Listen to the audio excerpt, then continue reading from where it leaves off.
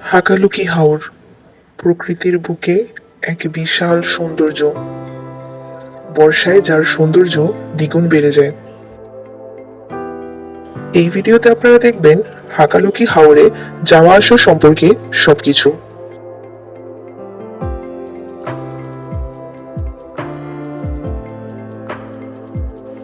সিলেট থেকে আমরা সকাল সকাল রওনা করি।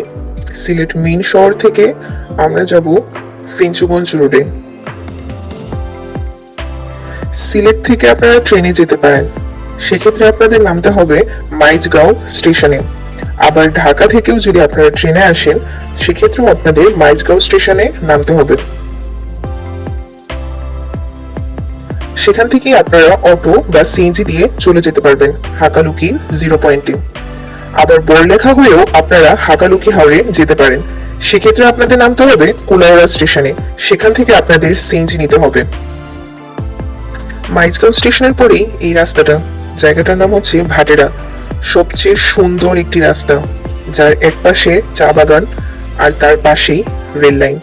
যখন এদিক দিয়ে ট্রেন যায় অনেক সুন্দর লাগে।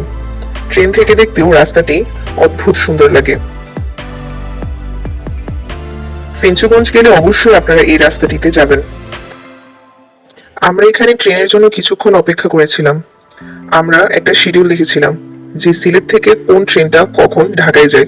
আমরা ঠিক ওই সময় ওখানে অবস্থান করছিলাম, যার জন্য আমরা লাকিলি ট্রেনের দেখা পেয়ে যাই।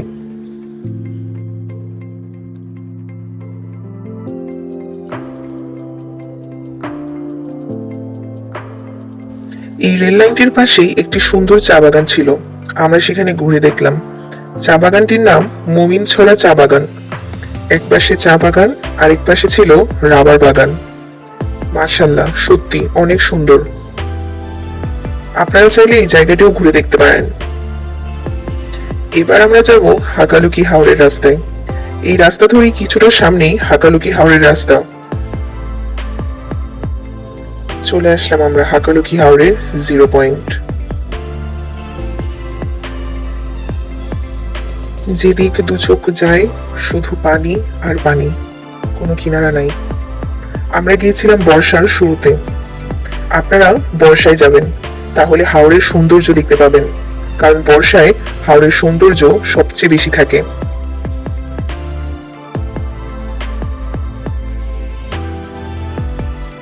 আমাদের যেতে যেতে দুপুর হয়ে যায়। আশেপাশে তেমন কোনো নৌকা ছিল না, 2টা নৌকাই ছিল। আমরা শুধু আশেপাশে হেঁটেই চলে আসি। নৌকা দিয়ে আমরা 0 পয়েন্ট পর্যন্ত যাইনি। এখান থেকে আরো অনেকটুকু গেলে আপনারা ওয়াচ টাওয়ার পাবেন। আর ওয়াচ টাওয়ার থেকে হাওরের সৌন্দর্য অনেক ভালোভাবে দেখা যায়। আপনারা যদি হাকালুকি হাওরে যেতে চান, তাহলে বর্ষার সিজনে যাবেন। আর হাকালুকি হাওরে আসলে অবশ্যই আপনারা ফেঞ্চুগঞ্জ সার কারখানাটাও ঘুরে দেখতে পারেন, কারণ এটা হাওরের অনেকটাই কাছে।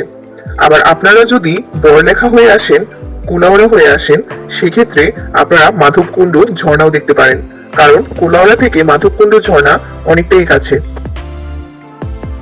আমরা যেহেতু বাইকে গিয়েছিলাম, সেজন্য আমরা ফেঞ্চুগঞ্জ হয়ে গিয়েছিলাম, যার জন্য আমরা আবার ফেঞ্চুগঞ্জ দিয়েই ব্যাক করি। বড়লেখা হয়ে গেলে আপনারা বাসে বা ট্রেনে যেতে পারেন, সেখানেও আপনারা হাকালুকি হাওরের 0 পয়েন্ট পেয়ে যাবেন। হাকালুকি হাওরে আপনারা খুব সহজেই ডে ট্যুর দিতে পারবেন।